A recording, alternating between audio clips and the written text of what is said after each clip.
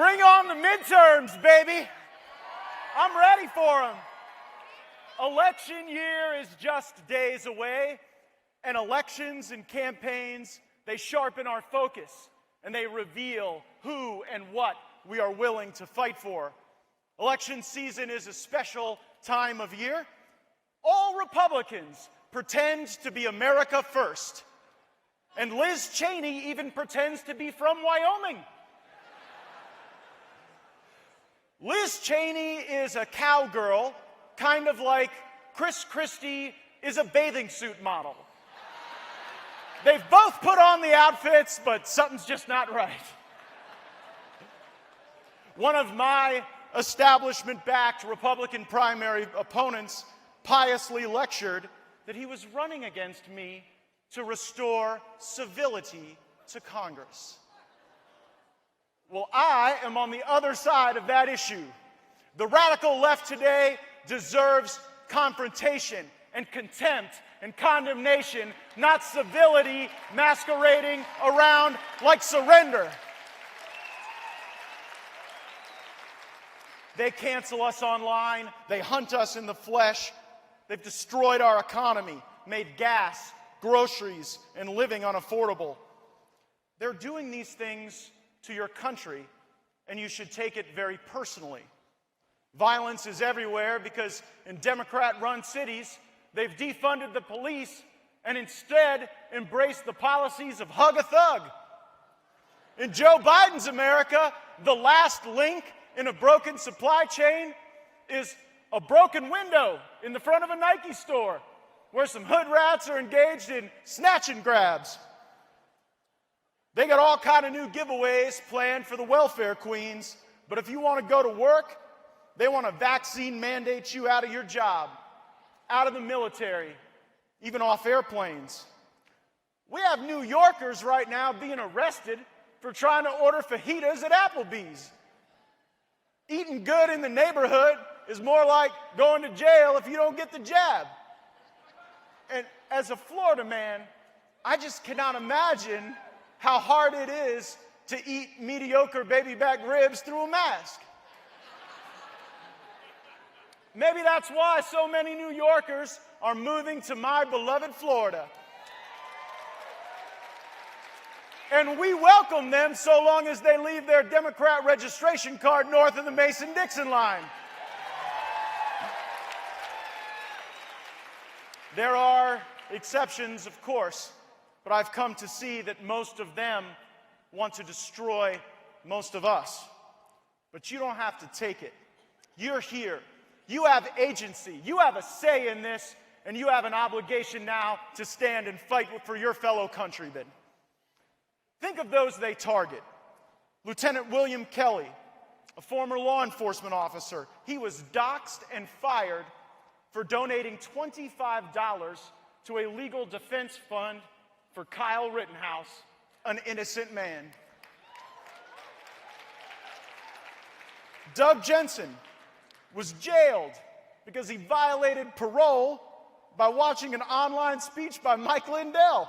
Now, we got a lot of differences in America, but I think we should all be able to agree that you shouldn't walk free after snatch and grab robberies and then get thrown in jail because of too much My Pillow talk. One of America's greatest crime fighters is Rudy Giuliani. This guy took on the mob in New York and won. And they've stripped him of his law license. He can't even practice law in New York. And you know whose law license was just reinstated last week? The corrupt FBI lawyer who altered evidence before a secret court to try to smear and frame and delegitimize Donald Trump. That's how they treat theirs, and we see how they treat ours. The January 6 detainees have been subjected to cruel treatment and injustice. We must always stand for the principles of civil liberties in our cherished Constitution. Republican leadership tells us to stop talking about January 6th, but I don't leave our fellow patriots behind, and neither should you.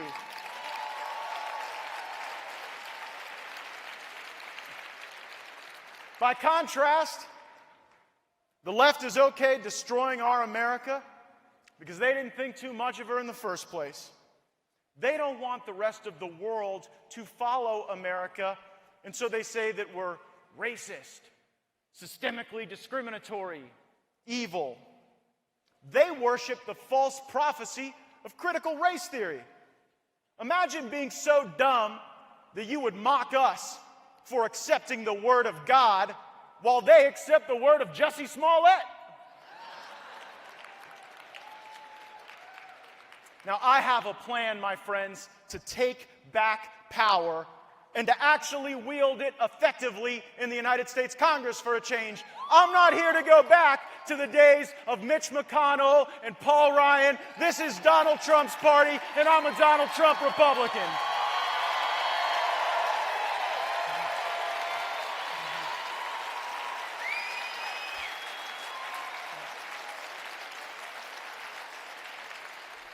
Now, the media hates it, and the establishment fears it.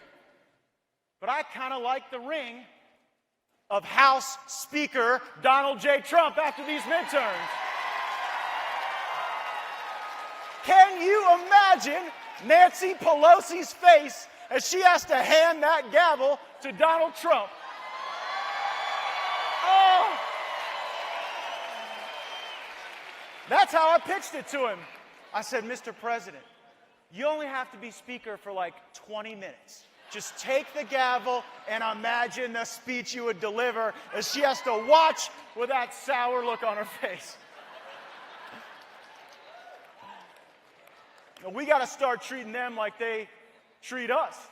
You know, if we take power, some Republicans in leadership say they may kick some Democrats off committees too. Well, if Donald Trump was Speaker, he might kick them all off committees.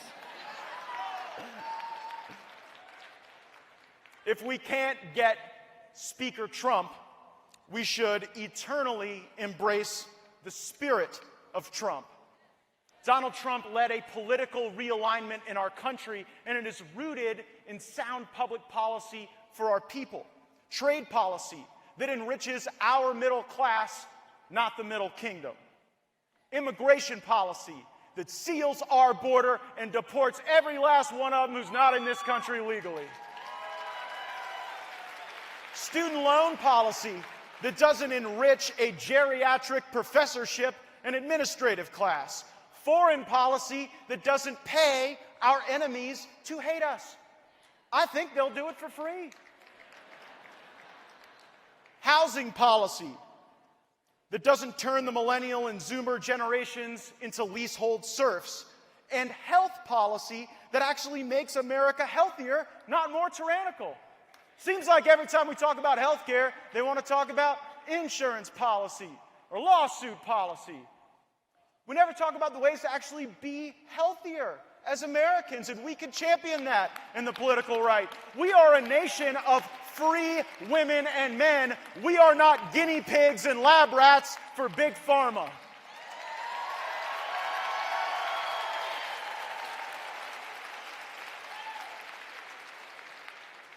And standing in our way is the corrupt Biden-Harris regime, and I use the word standing loosely. On most days, Joe Biden is wandering around in the Rose Garden like some sort of nursing home memory ward escapee.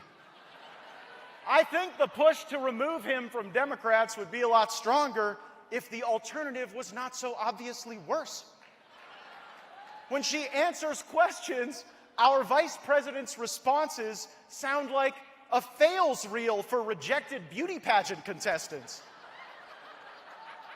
The White House gives her busy work, and is there anything more like indicative of the Kamala Harris experience than that insincere laugh? Ha ha ha ha ha. It's like fingernails on a chalkboard. But I'm ready to take them on for real. You know, Joe Biden and Kamala Harris have not lived one day under the oversight of a Republican majority, and I think we should change that. Let's see how they hold up.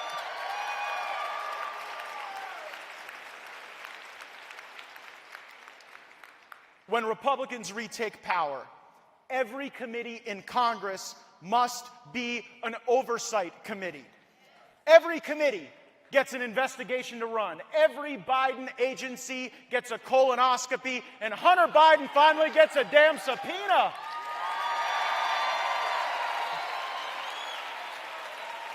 And I am not taking Lindsey Graham's word for it anymore. I heard him every night on Sean Hannity saying, we're going to call Hunter Biden in. It's right around the corner. No. You know, China, as we speak, they are fielding hypersonic weapon systems that can travel around the globe in minutes with strike capability everywhere. That's what their best military minds are working on. And Joe Biden's top military advisor is still trying to get more in touch with his white rage. Maybe the Armed Services Committee should look into that. The Judiciary Committee should investigate why parents who show up at school board meetings because they love their kids are being labeled as domestic terrorists. And the Education Committee should investigate the Biden Center that existed at UPenn. The Biden Center is a whole lot like the Clinton Foundation, but with even more loyalty and fidelity to the Chinese Communist Party. But we have to shake things up to make this happen. Republicans must abolish seniority as an organizing principle to choose committee chairmen. The world's greatest nation cannot be governed by a gerontocracy anymore. Instead of passing leadership to the silver-haired valets for lobbyists, send in the firebrands. Make Madison Cawthorn a committee chairman. Give me Lauren Boebert as the whip of the House and let her carry her gun. Arizona's own Andy Biggs knows exactly how to solve the immigration crisis. Instead of giving illegal aliens $350,000 when they come into our country, maybe we ought to give them something of equal value when they leave. I think every illegal immigrant that we deport should get one original Hunter Biden painting. Right on their way back to Guatemala. How about sick Paul Gosar on the stolen 2020 presidential election? And there would be no greater chair of the House Budget Committee than my good friend Marjorie Taylor Greene. Oh, listen, this woman can budget, okay? Marjorie Taylor Greene is holding on to a penny so tight, Abraham Lincoln is screaming. But we need succession, not secession. There will be no national divorce in our America. Critical race theory will divide us no longer. We are one American family, united by one great American privilege. And just like all families, we have our drama, but we know that we have to be there for one another in times of need. This last year has been tough on many, and I'm no exception. I can assure you that. But as I'm joined here by my beautiful wife, I can tell you that at times when it's darkest, it's just before when those great rays of sunlight are about to shine through. We had to live through Jimmy Carter in order to get to Morning in America again with Ronald Reagan. And we had to get through Obama to enjoy the great prosperity of Donald Trump. And we might have to get through Joe Biden in whatever condition he's in order to get to something better still. Matter of fact, America's oldest president might come just before America's youngest. Will Charlie Kirk be old enough to run for president in 2024?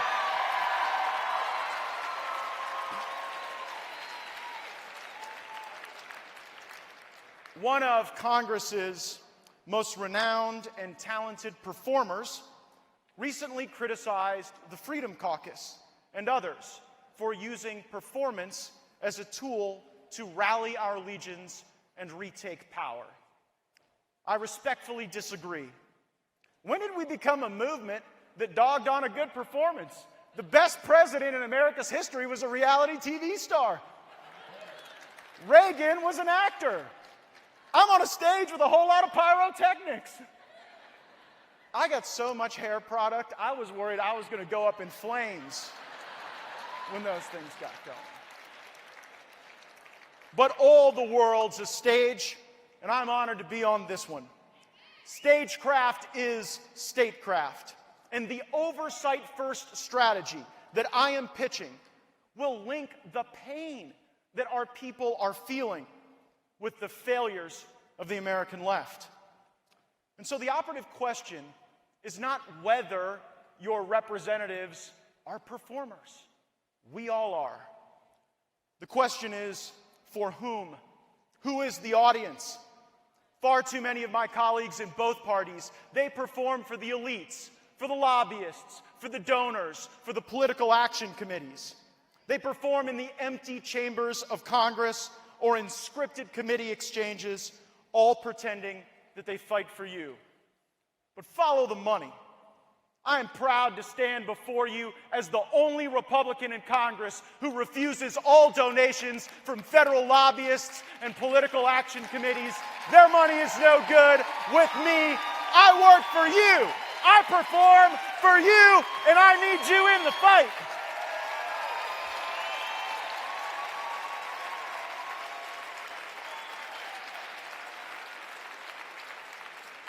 We will not restore America by backslapping with Democrats over foreign beers at the Harvard Kennedy School. And I'll admit, the day may come when our movement calls for the master legislators, the skilled compromisers, the deal makers, those who reach across the aisle so hard that they enter a new, political Pilates pose. But this is not that day. We need the firebrands, and I need backup in Congress, the rambunctious type.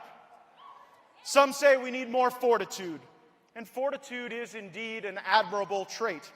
It means you can endure a lot of pain. The stiff upper lip, the British would tell us. Mitt Romney has fortitude. But we live in a world today where the left has seized unconstitutional power through mandates, driving people from their jobs, destroying the American dollar, shattering our economy, stealing elections. They openly campaign for racial reparations and bigoted policies that target white people. Let's not prove our valor by enduring pain. I'd like to start dishing it out. Less fortitude, more attitude. And to do this, we must get stronger, louder, tougher. Let's rile people up and turn them out. Let's give people a reason to trust us and believe in us again. Doing that would be the performance of a lifetime. Now, Rachel Maddow, or Chris Hayes, who can even tell them apart anymore?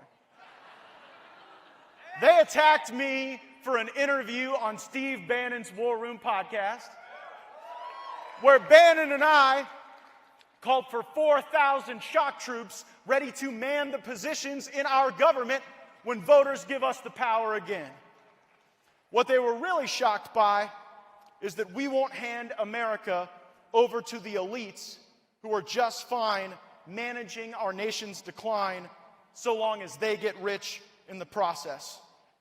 We are the ascendant force now, and that's why I'm here. So pardon me for saying so, but if I have the choice, I'm not recruiting from the ranks of finishing school and cotillion. I'm here to operationalize your outrage, not delegitimize it. So send me 4,000 shock troops from Turning Point USA, and together we will save America. It's Choose Your Fighter time. I hope you'll go to mattgaetz.com and fight with me.